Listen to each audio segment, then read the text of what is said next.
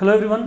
तो today again we are going to reconsider same concept MCQs हम यहाँ पे लेके चल रहे हैं कंसर्न्ड विद मैट्रिसेस। तो थोड़े से आज हमारे पास यहाँ पे एमसीक्यूज जो है वो डिटर्मिनेंट के साथ भी जो कंसर्न्ड है यहाँ पे हम ऐड करके चलेंगे। सुनिए, आपको यहाँ पे क्या दिया, मैट्रिक्स दे रखी है, ए मैट्रिक्स आपको दे रखी है A0 0 0 A0 देन 0 0 A। आपने क्या करना है, आपने यहाँ पे a पावर n की वैल्यू को निकालना है और a पावर n के लिए आपको ये वैल्यूज दे रखी है। एक्चुअल में ना आपके पास यहाँ पे ये थोड़ा सा ट्रिकी वन इस तरीके से है, आपको a पावर n निकालना है तो a पावर n निकालने से पहले आप यहाँ पे a स्क्वायर को निकालोगे तो a स्क्वायर यहाँ पे क्या आएगा, let we check. a square का मतलब आप यहाँ पे क्या करेंगे, आप यहाँ पे इनको मल्टीप्लाई कर दोगे,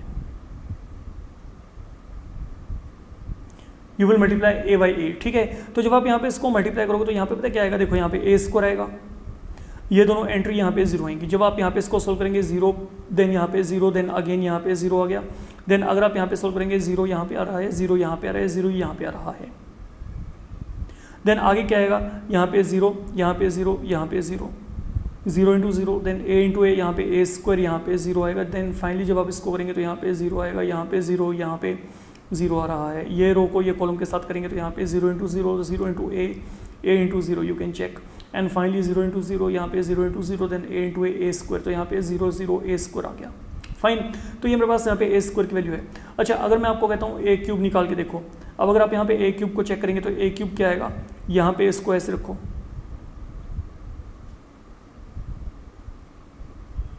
and now multiply it by a। तो जब आपने इसको मल्टीप्लाई किया तो यहाँ पे मल्टीप्लाई करके क्या आएगा, you need to check, look a square into A, यहाँ पे क्या गया a क्यूब, ये जीरो है, ये जीरो है, तो यहाँ पे a क्यूब आ गया। देन अगर इसको मल्टीप्लाई करेंगे, यहाँ पे जीरो है, यहाँ पे जीरो है, यहाँ पे जीरो है, ये देखो a स्क्वायर इंटू जीरो, यहाँ पे जीरो, यहाँ पे क्या है, again you can check zero, तो यहाँ पे जीरो जीरो। तो मतलब जब आप इसको सोल्व करेंगे ना तो आपके पास ये आ जाएगा। तो अब आप इसको जनरलाइज कर लो, अगर a स्क्वायर था तो यहाँ पे हर जगह पे a स्क्वायर था, अगर a क्यूब है तो यहाँ पे क्यूब है, तो अगर यहाँ पे a पावर n हुआ तो यहाँ पे क्या आएगा, when it will be a power n, it will be a power n, a power n, a power n। तो आपका जो आंसर होगा, आपका आंसर यहाँ पे ये C आ जाएगा। ठीक है, तो पहले पार्ट में आपका ये आंसर बन जाएगा। सेकंड आपको दिया है कि अगर आपके पास a square minus a plus I आपके पास यहाँ पे ऑब्वियस बात है आइडेंटिटी मैट्रिक्स है। ओके, तो इन तीनों का सम आपको जीरो दिया, then find the inverse of a। देखो, अगर आपने यहाँ पे इनवर्स को निकालना है, पहले आप यहाँ पे i की वैल्यू को निकालो, यहाँ से i की वैल्यू क्या आएगी, ये a स्क्वायर माइनस a उस तरफ चला जाएगा तो क्या बन जाएगा, a minus a square, that is one thing. ठीक है, अब अगर आप यहाँ पे इनवर्स को निकालना चाहते हो ना, दोनों तरफ आप यहाँ पे क्या करो बच्चे, a इनवर्स से मल्टीप्लाई कर दो। ये देखो a minus a square into क्या आ गया, a इनवर्स आ गया। अब अगर आपने इसको सोल्व किया तो यहाँ पे सोल्व करके क्या आएगा, look a into A inverse minus ये क्या बन जाएगा, a square into A inverse. अब आपको पता है कि a को a इनवर्स से मल्टीप्लाई किया तो यहाँ पे क्या आएगा, आइडेंटिटी आएगा। और अगर मैं a square into A inverse को सोल्व करने तो मैं ये कैसे सोल्व करूँगा, ये देखो, अगर मैं कहता हूँ कि a square into A inverse है तो ये क्या बनेगा, a into A inverse. What is a into A inverse, ये क्या होता है, identity, and what is a into identity a। तो मतलब ये जो पूरा वैल्यू है यहाँ पे a के इक्वल है, तो I will be filling this value right है, तो यहाँ पे क्या आएगा, i minus a।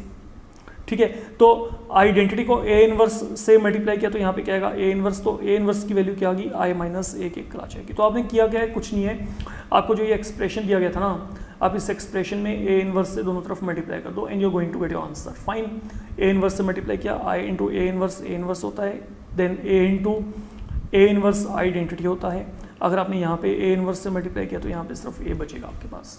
Then third one है, if a equal to cos of theta sine alpha, तो ये आपका आंसर i माइनस a आ रहा है, यहाँ पे याद रखिएगा i माइनस a का मतलब ये थर्ड, ये सी पार्ट आ गया। Fine, if a equal to cos of theta sine alpha minus sine alpha, नहीं ये अल्फा है बच्चे यहाँ पे।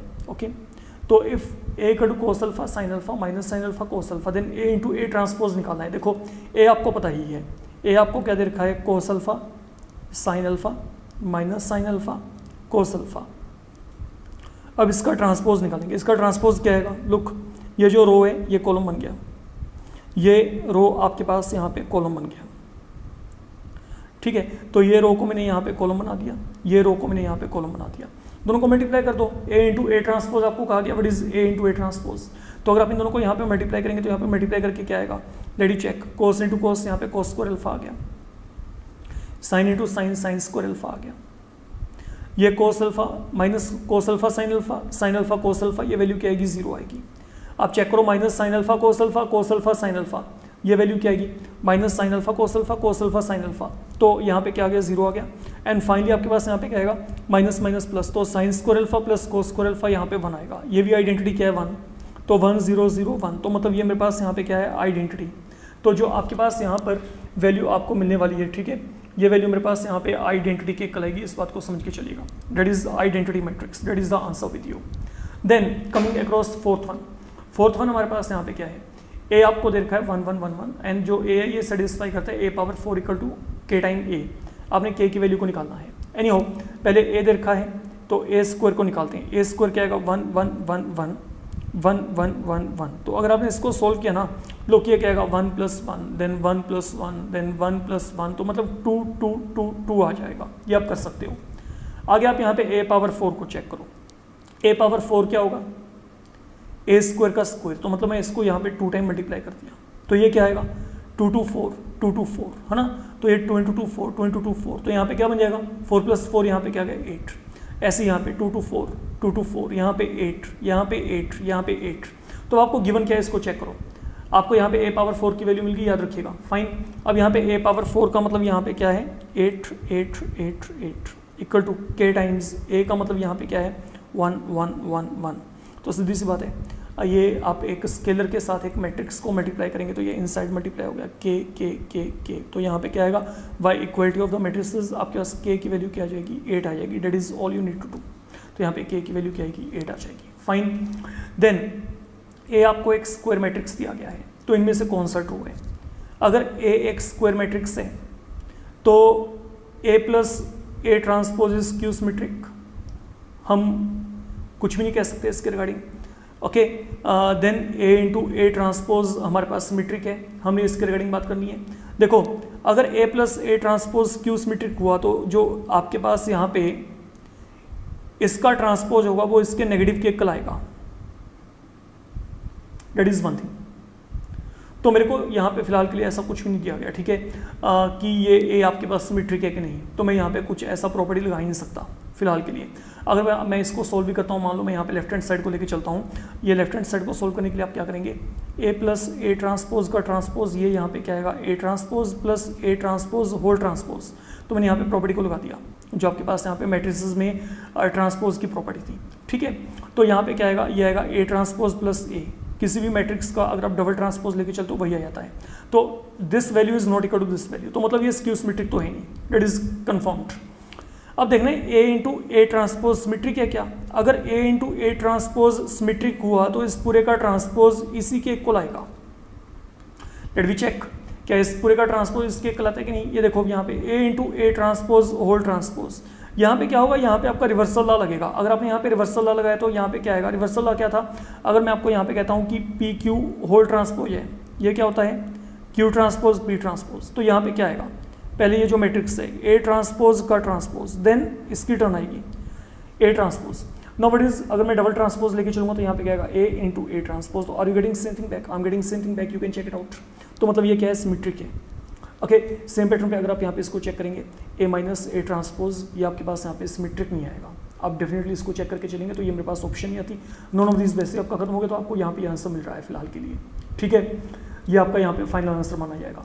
आगे आपको क्या कहा गया, a and b they are symmetric matrices of same order. तो अगर a और b सिमेट्रिक है तो यहाँ पे इसका मतलब क्या है, a transpose equal to a, b transpose equal to b। That is something you are given. आपने चेक करने की क्या ए बी सिमेट्रिक है। अगर ए बी सिमेट्रिक हुआ तो यहाँ पे क्या होगा, ए बी का ट्रांसपोज क्या होगा, ए बी के इक्वल चेक कर लेते हैं आता है कि नहीं।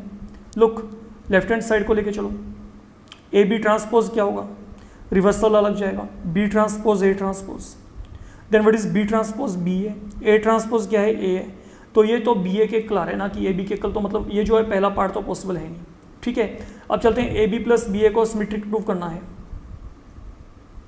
तो इसके ट्रांसपोज को इसके इक्वली प्रूव कर दो तो काम खत्म। Let we check. अब अगर मैं यहाँ पे A B plus B A transpose की बात करूंगा तो यहाँ पे मेरे पास क्या आ रहा है, इसको देखते हैं बच्चे। पहले आप यहाँ पे फॉर्मूला लगाओ, ये क्या बनेगा देखो, प्लस वाला। तो P प्लस क्यू ट्रांसपोज क्या होता है, P ट्रांसपोज, मतलब यहाँ पे क्या आएगा, A B transpose plus B A transpose. अब यहाँ पे रिवर्सल लॉ लगेगा, तो अगर रिवर्सल लॉ लगाया तो यहाँ पे क्या आएगा, बी ट्रांसपोज ए ट्रांसपोज, यहाँ पे क्या आएगा, A transpose B transpose. But B transpose क्या है, बी के इक्वल है, ए ट्रांसपोज ए के इक्वल है, ए ट्रांसपोज ए के इक्वल है, बी ट्रांसपोज बी के इक्वल है। तो I am getting same thing back, मतलब ये सिमेट्रिक है पक्का। थर्ड वन, क्या a minus B skew symmetric है? अगर a minus B skew symmetric हुआ तो क्या होगा? इसका ट्रांसपोज इसके माइनस के इक्वल आएगा। तो अब चेक करो इसका ट्रांसपोज क्या आएगा, a ट्रांसपोज, फाइन। देन आगे आपके पास यहाँ पे क्या आ गया, माइनस बी ट्रांसपोज, प्रॉपर्टी लगा दी। बट आगे a ट्रांसपोज क्या है, a के इक्वल है, b ट्रांसपोज क्या है, b के इक्वल है। तो but I am getting here, I am getting a minus B, I am not getting minus of a minus B. तो मतलब ये भी पॉसिबल नहीं है। सेम पैटर्न पे ये भी आपके पास यहाँ पे सिमेट्रिक नहीं आएगा, ये बल्कि स्क्यू सिमेट्रिक आएगा।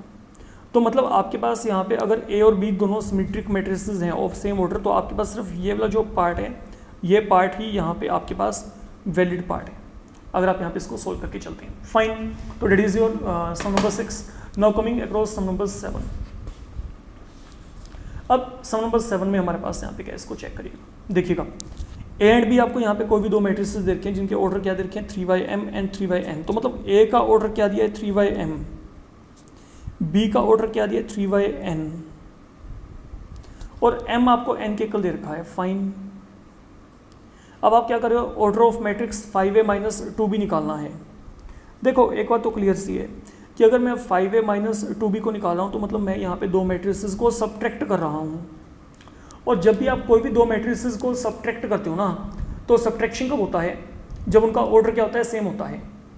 तो मतलब मेरे पास यहाँ पे क्या है, मेरे पास चाहे तो 5 टाइम a है, चाहे 2 टाइम b है, इन दोनों का ऑर्डर यहाँ पे सेम होना चाहिए, इन दोनों का ऑर्डर सेम होना चाहिए। अब a का ऑर्डर क्या है, 3/m, तो 5a का भी यही होगा। 2b, ओके, b का ऑर्डर क्या है, 3/n, तो 2b का भी ऑर्डर क्या होगा आपके पास, 3/n। अब दोनों सब्ट्रैक्ट कब होंगे, जब दोनों आपस में क्या होंगे, सेम ऑर्डर के। तो सेम ऑर्डर कब होगा, जब यहाँ पे m किसके इक्वल है, n के इक्वल है, ठीक है। तो वो आपको m और n आपको ऑलरेडी इक्वल दे रखा है, समझ के चलिएगा। तो मतलब जो मेरे पास रिजल्टेंट आएगा, रिजल्टेंट क्या आएगा, या तो मैं ये कह दूं कि 3/m आएगा, या फिर मैं कह दूं 3/n। सेम ऑर्डर वाले मैट्रिसेस को ऐड करके सेम ऑर्डर ही आता है। तो सेम ऑर्डर वाले मैट्रिसेस को सब्ट्रैक्ट करके सेम ऑर्डर का ही मैट्रिक्स आता है। तो 3/m and 3/n they both are same, क्योंकि m और n आपस में इक्वल दे रखे हैं। तो मतलब जब मैं इन दोनों को सब्ट्रैक्ट करूंगा तो या तो मेरे पास क्या आएगा, 3/m कह दो या 3/n, दोनों में से कोई भी एक आपके पास यहाँ पे एक्सेप्टेबल आंसर है। तो आप चेक कर लो 3/m कहाँ पे है, 3/m है यहाँ पे नहीं, ये सिर्फ ये है। तो ये क्या है, 3/n, that is the answer with you, okay. तो 3/n आपके पास यहाँ पे आंसर आ जाएगा। देन 8th है, ए और बी आपको यहाँ पे क्या दे रखे हैं, कोई भी दो स्क्वायर मैट्रिसेस दे रखे हैं ऑफ सेम ऑर्डर। आपने चेक करना है कि what is a plus B into A minus B equal to, गलती से भी इसको a square minus B square मत लिख के ना, गलत हो जाएगा। ये तो करना ही नहीं है। कारण क्या है, क्योंकि ये कॉम्यूटेटिव नहीं होता। जो इन जनरल जो आपके पास मैट्रिक्स मल्टीप्लिकेशन होता है, ये कॉम्यूटेटिव नहीं होता, इस बात को समझ के चलिएगा। कॉम्यूटेटिव का मतलब क्या है, generally A B is not equal to B ए।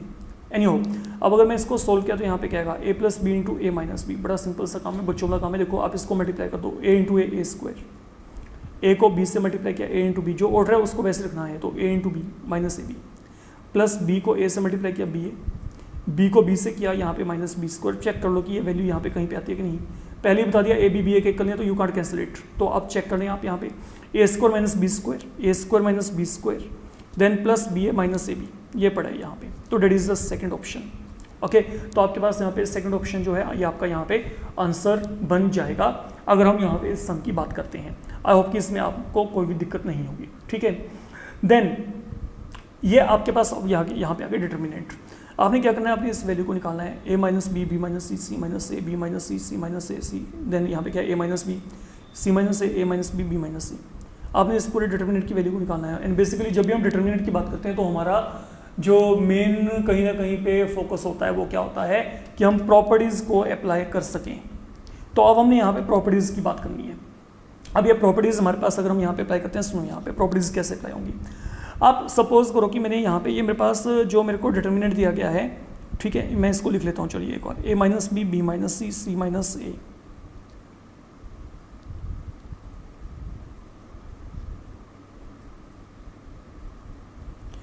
आप एक काम करो, अगर मैं इसको चाहे तो आप कॉलम वाइज ऐड कर दो, चाहे रो वाइज, चॉइस आप किया। मान लो मैंने C1 में C2 और C3 दोनों को ऐड किया, चेंज किस में होगा, C1 में। तो अगर मैं यहाँ पे कॉलम वाइज इसको ऐड किया, ठीक है, मान लो मैंने यहाँ पे C1 में क्या कर दिया, मैंने C1 में C2 और C3 दोनों को ऐड कर दिया, तो ये यहाँ पे क्या बन जाएगा। अब इसको आप चेक करो। तो कॉलम में a माइनस बी में मैंने क्या कर दिया, ये b माइनस सी और c माइनस ए दोनों को ऐड कर दिया।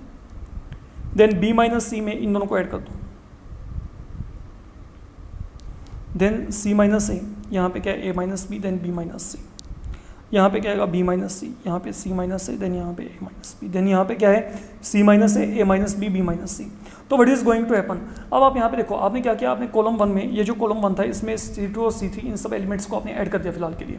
तो once these are being added, जब आपने इन सबको यहाँ पे ऐड कर दिया तो एडिशन करने के बाद अब आपके पास यहाँ पे क्या बनने वाला है, अब आप यहाँ पर टर्म्स को देखो, बी और बी खत्म, सी और सी खत्म, ए और ए खत्म, ठीक है, C with C, A with A, B with B, then C with C, B with B, A with A. तो यहाँ पे क्या आ गया 0 आ गया। अगर किसी भी डिटर्मिनेंट में कोई भी एक कॉलम पर्टिकुलरली कोई भी एक रो ऐसा होता है जिसमें हर एक एंट्री क्या है 0 है, तो वो डिटर्मिनेंट की वैल्यू हमारे पास वहाँ पे क्या आती है, वो डिटर्मिनेंट की वैल्यू हमारे पास वहाँ पे 0 आ जाती है। तो that way you will be able to get your required value, अगर मैं यहाँ पे बात करके चलता हूँ। फाइन, देन जो अगले वाला है ये इंपॉर्टेंट है, इसको चेक करके चलते हैं। What is the value of determinant, आपको एक डिटर्मिनेंट यहाँ पे दिया गया है, that is the determinant we have given. ये आपको क्या दिया है 0 a b, then minus of a 0 c, minus of b minus of c 0, ये आपको दिया गया। मेरे को करना क्या है, मेरे को इस डिटर्मिनेंट की वैल्यू को निकालना है, ठीक है। अब अगर आप यहाँ पे इस डिटर्मिनेंट की वैल्यू को निकालना चाहते हो, मैं यहाँ पे क्या करूँ, मैं सबसे पहले ना यहाँ पे रिफ्लेक्शन प्रॉपर्टी को लगा रहा हूँ। रिफ्लेक्शन प्रॉपर्टी क्या होती है अगर आपको याद हो, डिटर्मिनेंट में रिफ्लेक्शन प्रॉपर्टी क्या थी, डिटर्मिनेंट में रिफ्लेक्शन प्रॉपर्टी का मतलब ये था कि आप अगर कहीं पे भी डिटर्मिनेंट में ट्रांसपोज लेके चलते हो, ठीक है, टेकिंग ट्रांसपोज, अगर मैंने यहाँ पे ट्रांसपोज लिया तो आपके पास ट्रांसपोज लेके डिटर्मिनेंट की वैल्यू हमेशा वहाँ पे सेम रहती है। मतलब इसका क्या है, अगर आप रो को कॉलम में और कॉलम को रो में चेंज करते हो तो जो आपके पास वहाँ पे डिटर्मिनेंट का वैल्यू वो सेम होता है। अगर आपको इसमें कोई दिक्कत है तो इसका एक बड़ा ही सिंपल सा कंसेप्ट आप यहाँ पे एक काम कर सकते हो। One example can be taken, like अगर मैं आपको यहाँ पे कहता हूँ सुनो, ये देखो जैसे मैंने आपको यहाँ पे कहा ये क्या है 1 2 3 4, अगर मैं कहता हूँ आप इसका डिटर्मिनेंट वैल्यू निकालो, ये मेरे को एक कोई भी मैट्रिक्स दिया गया फिलहाल के लिए, मैंने क्या करना है, ये कोई मैट्रिक्स है, मेरे को इसका डिटर्मिनेंट वैल्यू निकालना है। तो इसका डिटर्मिनेंट वैल्यू क्या है 1 2 3 4, इट विल बी 4 - 6, ये कितना आ गया -2, ठीक है। अब ये आपको रिफ्लेक्शन प्रॉपर्टी क्या कहती है इसकी बात करते हैं। रिफ्लेक्शन प्रॉपर्टी के अकॉर्डिंग आपने क्या करना है, अब आप ना यहाँ पे इसमें पहले ट्रांसपोज लेके चलो, इसका ट्रांसपोज लिया ये 1 2 आ गया, यहाँ पे ट्रांसपोज लिया ये 3 4। अब अगर मैं कहता हूँ कि आप दोबारा से ये जो ट्रांसपोज लिया ना, अब आप यहाँ पे ये देखो इसका डिटर्मिनेंट निकालो, ये क्या आएगा 4 - 6, अगेन क्या है -2। मतलब अगर आप किसी भी डिटर्मिनेंट में ट्रांसपोज लेके चलते हैं तो वैल्यू वहाँ पे सेम रहेगी, ठीक है। यही कॉन्सेप्ट अब आपने यहाँ पे अप्लाई करना है। देखो ये मेरे पास यहाँ पे क्या है डेल्टा, ठीक है, ये डेल्टा मेरे को ये दे रखा है फिलहाल के लिए। एक काम करते हैं, मैं आपको यहाँ पे कहता हूँ कि आप यहाँ पे ट्रांसपोज लेके चलो, टेकिंग ट्रांसपोज यहाँ पे क्या आएगा 0 a b, ये पूरा रो यहाँ पे कॉलम बन गया। देन आगे क्या आएगा -a 0 c, देन ये जो पूरा रो है ये कॉलम बन गया -b - c 0, ये आ गया। अब आपके पास अगली प्रॉपर्टी, मेरी बात को समझिएगा, आपको पता है कि डिटर्मिनेंट में थ्रू आउट आप कुछ भी कॉमन लेके चल सकते हो, वो आपकी चॉइस है, ठीक है। लेकिन row wise and column wise independently, ऐसा नहीं कि थ्रू आउट, मतलब इंडिपेंडेंटली आपको रो एंड कॉलम से अगर कुछ कॉमन निकालना है तो वो कॉमन आप निकाल सकते हैं, you are allowed to do that. तो आप यहाँ पे क्या करो, आप एक काम करो, आप यहाँ पे जो R1 है, R1 में से -1 कॉमन निकाल दो, R2 में से -1 कॉमन निकाल दो, R3 में से -1 कॉमन निकाल दो, हर जगह से -1 कॉमन निकाल दो। तो यहाँ पे क्या आएगा -1³ आ गया। तो यहाँ पे क्या बचेगा, जब मैंने इसको -1 को कॉमन निकाला, यहाँ पे क्या आएगा, यहाँ पे 0, यहाँ पे a, यहाँ पे b, यहाँ पे -a, यहाँ पे 0, यहाँ पे c, यहाँ पे माइनस साइन कॉमन निकाला -b - c 0। अब माइनस का क्यूब क्या था माइनस, और ये पूरा क्या है, ये आपका वही है जो आपको दिया गया था पहले।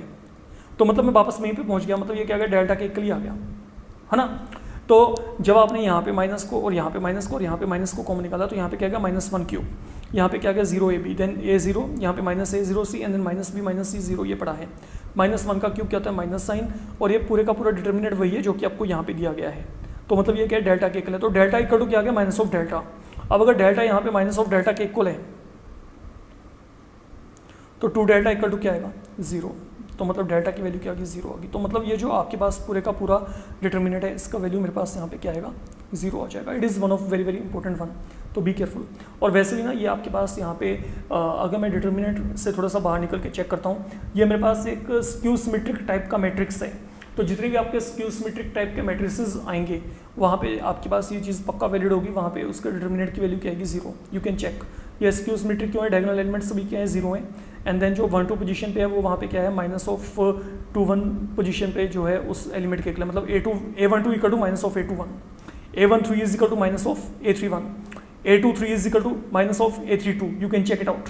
तो ये स्क्यू सिमेट्रिक मैट्रिक्स में डेफिनेटली हर बार आपके पास आपने यही कंसेप्ट इंट्रोड्यूस करना है। ओके, लेट वी सी अगर फर्दर यहाँ पे कोई ऐसा प्रॉब्लम और हुआ तो उसको भी करके देखेंगे।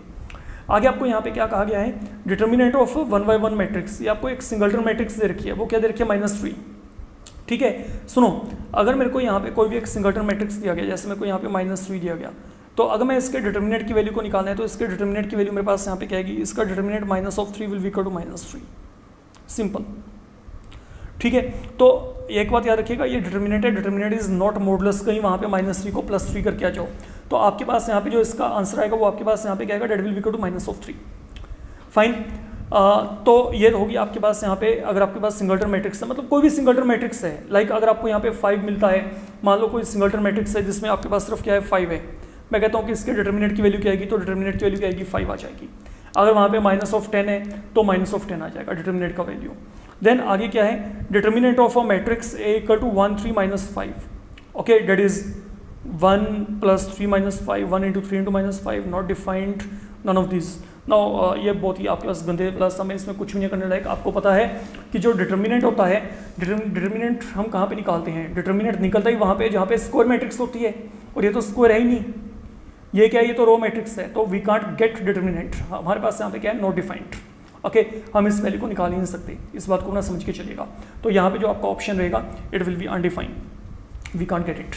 ओके, इसके लिए एलिजिबल ही नहीं है, इंप्लीमेंट ही नहीं होता, इस बात को आपने समझ के चलना है। देन आपके पास यहाँ पे आपको क्या दिया गया है, the value of determinant 1 omega omega square omega omega square 1 omega square omega 1 is equal to omega not equal to 1 being a cube root of unity. तो ये आपके पास यहाँ पे क्या है, ये आपको यहाँ पे क्यूब रूट ऑफ यूनिटी दिया हुआ है। अच्छा सुनिए, यहाँ पे अब मेरी बात को समझ के चलिएगा, आपने इस वैल्यू को निकालना है, आप इस बात को समझ के चलिएगा, जो यहाँ पे ओमेगा है, क्यूब रूट ऑफ यूनिटी का मतलब पहले क्या होता है, पहले आपको ये कॉन्सेप्ट समझना पड़ेगा, what is the cube root of unity. देखिए, अगर मैं क्यूब रूट ऑफ यूनिटी की बात करता हूँ तो इसका मतलब यहाँ पे ये है, ओके, अगर मैं 1 का क्यूब रूट लिया तो यहाँ पे ये वैल्यू क्या आएगी, 1 आएगी। Fine, that is one thing. Okay, अगर मैं क्यूब किया तो इसका, अगर मैं दो तरफ यहाँ पे क्यूबिंग करूंगा तो क्यूबिंग करके क्या आएगा, 1 = 1 क्यूब। मतलब बेसिकली मैं आपको ये कहता हूँ कि ऐसे कौन से नंबर है जिनका क्यूब 1 आएगा। ठीक है, मैं आपसे बात कर रहा हूँ, सपोज करिए मैं आपको कहता हूँ कि ऐसे कौन से नंबर है जिनका क्यूब 1 आएगा, ऐसे कौन से नंबर है जिनका क्यूब 1 आएगा, तो आप क्या कहेंगे, 1 का क्यूब 1 होता है। क्या कोई और नंबर है? अब मेरी अगली क्वेरी ये है, क्या कोई और नंबर है? तो आप हो सकता है ये कहें कि ना, लेकिन ऐसे 2 नंबर और होते हैं, एक क्या होता है ओमेगा, एक क्या होता है ओमेगा स्क्वायर। ये ऐसे नंबर है जिनका क्यूब आपके पास क्या होता है 1, इस बात को समझ के चलिएगा। ठीक है, मैं देखता हूँ अगर लेक्चर के एंड में हमारे पास वहाँ पे टाइम बचा तो मैं इसके रिगार्डिंग आपको बता के चलूँगा। ठीक है, तो आपके पास यहाँ पे क्या ना 1 ओमेगा ओमेगा स्क्वायर, 1 का क्यूब भी 1 है, ओमेगा का क्यूब भी 1 है, ओमेगा पावर 2 का क्यूब भी क्या 1 है। एंड मोर ओवर एक बात और जो आपके पास आपको माइंड में रख के चलना है, जो ये आपके पास तीनों के तीनों होते हैं, these are known as cube root of unity, और इनका जो सम होता है ना, इनका सम 0 होता है, और जो इनका प्रोडक्ट होता है, इनका प्रोडक्ट 1 होता है। ये आपके पास डिराइव्ड रिजल्ट है, we can easily assess them. ठीक है, तो माइंड में रखिएगा। अब यहाँ पे क्या है, 1 omega omega square, these are cube root of unity. Cube root of unity का मतलब क्या है, इस 1 का क्यूब 1, ओमेगा का क्यूब भी 1, इसका क्यूब भी 1। मोरओवर इन तीनों का जो सम होता है वो हमेशा 0 होता है, और इनका प्रोडक्ट मतलब ओमेगा क्यूब क्या होता है 1। तो अब मेरे को यहाँ पे इस वैल्यू को निकालना है। इस वैल्यू को निकालने के लिए आप यहाँ पे क्या करेंगे, this is hardly anything left. आप यहाँ पे क्या करो, इसे कॉलम वाइज ऐड कर दो। अगर मैंने कॉलम वाइज ऐड किया तो यहाँ पे क्या आएगा 1 प्लस, ये देखो मान लो मैंने C1 C2 C3 मैंने ये ऑपरेशन अप्लाई कर दी, चेंज इन C1, तो यहाँ पे क्या आ गया, 1 में ओमेगा ओमेगा स्क्वायर ऐड हो गया, देन ओमेगा में ओमेगा स्क्वायर एंड 1 ऐड कर दिया, देन ओमेगा स्क्वायर में ओमेगा एंड 1 ऐड कर दिया। यहाँ पे क्या है ओमेगा, यहाँ पे ओमेगा स्क्वायर, यहाँ पे ओमेगा, यहाँ पे ओमेगा स्क्वायर, यहाँ पे 1, यहाँ पे 1। Now what is this value referring to, ये वैल्यू हमारे पास यहाँ पे 0 है एज पर फॉर्मूला। तो यहाँ पे क्या आएगा omega omega square omega omega square 1 1। तो once again this value turns out to be equal to 0, you can check it out. क्यों? क्योंकि आपके पास एक पूरे का पूरा कॉलम जो है वो यहाँ पे क्या कर रहा है, it is containing 0 as its elements. तो आपके पास ये वैल्यू यहाँ पे क्या आएगी, 0 आ जाएगी। तो that is your answer, 13th का ये आपके पास यहाँ पे आंसर आ जाएगा। नाउ कमिंग अक्रॉस 14th में अब आपके पास यहाँ पे क्या है, आपने इस डिटर्मिनेंट को इवेल्यूएट करना है। I want to evaluate this determinant here. आपको ये दिया गया cos 50 sin 10 cos 50 cos of 10। Anyhow अगर मैं डिटर्मिनेंट को इवेल्यूएट करना चाहता हूँ, अब आप यहाँ पे क्या करेंगे, इसको एक्सपेंड कर दो। यहाँ पे क्या आएगा, cos 50 cos 10 minus cos 50 sin 10। तो ये क्या हो गया, ये a हो गया, ठीक है। अब ये मेरे पास यहाँ पे क्या है, ये मेरे पास यहाँ पे b है, यहाँ पे ये क्या है, ये a है, और ये फिर मेरे पास यहाँ पे क्या है, b है। तो एक्चुअल में ना ये आपके पास यहाँ पे फॉर्मूला सही नहीं है, इट शुड बी यहाँ पे sin 50 होना चाहिए। Okay, we are making a change here. यहाँ पे क्या है, sin 50। तो यहाँ पे क्या है, now this is your sin 50, तो यहाँ पे sin 50 है बच्चे, बी केयरफुल। तो what is happening now, cos है cos b माइनस sin है sin b, ये क्या होता है, cos of a plus b, ठीक है। तो ये क्या आएगा, cos of a plus b का मतलब यहाँ पे क्या आ गया, तो that will become, and what is cos of 60 1/2, तो डेट इज द आंसर। ये आपका ऑप्शन आ जाएगा यहाँ पे, तो बी केयरफुल। ओके, तो इसमें आपके पास यहाँ पे चेंज होगी, यहाँ पे ये sin 50 है, तो cos है cos b माइनस sin है sin b, तो ये क्या आ गया, cos of a plus b आ गया। Accordingly we are doing it. Then what is the value of this determinant, बहुत ही सिंपल सा काम है। ये भी देखो, ये सिंपल क्यों है, वाई, क्योंकि इसमें जो आपके पास ये पहला रो है, इसमें दो एलिमेंट ऑलरेडी जीरो हैं, तो हम एक्सपेंड कर देते हैं, we will expand it by r1। तो अगर आप यहाँ पे r1 के थ्रू एक्सपेंड करेंगे तो यहाँ पे एक्सपेंड कर दो, तो यहाँ पे क्या आ गया, 1 टाइम ये क्या आ गया, cos square x minus sine square x, बाकी सब एलिमेंट तो यहाँ पे जीरो ही है। And what is then cos square x minus sine square x, you know it, that is equal to cos of 2x, that's all. And cos of 2x आपके पास यहाँ पे वैल्यू आ जाएगी, ठीक है। तो हमने क्या किया है, we are expanding it by r1। जब आप यहाँ पे r1 के थ्रू एक्सपेंड करेंगे तो यहाँ पे क्या हो जाएगा, cos square x minus sine square x। तो ये जो वैल्यू है, ये वैल्यू मेरे पास यहाँ पे क्या होती है, cos ऑफ 2 थीटा के इक्वल होती है। Accordingly we are getting the very same. Okay, तो यहाँ पे cos ऑफ 2x आपको यहाँ पे आंसर में मिल रहा है। देन आगे आपको दिया गया है, आपको ABC these are angles of a triangle. तो अगर ABC एंगल्स ऑफ ट्रायंगल है, तो यहाँ पे what I can say a plus b plus c की वैल्यू क्या है, pi, that is equal to 180, you know it. अब हमने यहाँ पे इस वैल्यू को निकालना है, एक काम करते हैं, मेरे को वैल्यू क्या निकालनी है, sine of a plus b plus c। तो a plus b plus c का मतलब यहाँ पे क्या गया, साइन पाई 180 हो गया, ठीक है। आगे क्या है, sine b, you can check. Then आगे क्या है, cos ऑफ c, ठीक है। Then minus of sine b, then यहाँ पे क्या है, 0 है। देन यहाँ पे क्या है, tan of a, cos of, आगे ये जो आपके पास a प्लस बी है, यहाँ पे a प्लस बी की वैल्यू यहाँ से क्या आएगी, पाई माइनस सी, मैंने यहाँ पे फिल कर दी। देन आगे क्या है, यहाँ पे बच्चे minus of tan a, then यहाँ पे क्या है, 0। Let we solve it. अब अगर इसको सोल्व किया, साइन 180 क्या होता है, 0 होता है, यू नो इट। यहाँ पे क्या आ गया, साइन b, यहाँ पे क्या आ गया, cos ऑफ c आ गया, यहाँ पे माइनस साइन b, देन यहाँ पे क्या है, 0 है। देन यहाँ पे क्या है, tan a, cos 180 minus theta. आप सेकंड में चले गए, सेकंड क्वाड्रेंट में ये क्या होता है, नेगेटिव, तो minus of cos c minus of tan a, ये क्या आ गया, 0।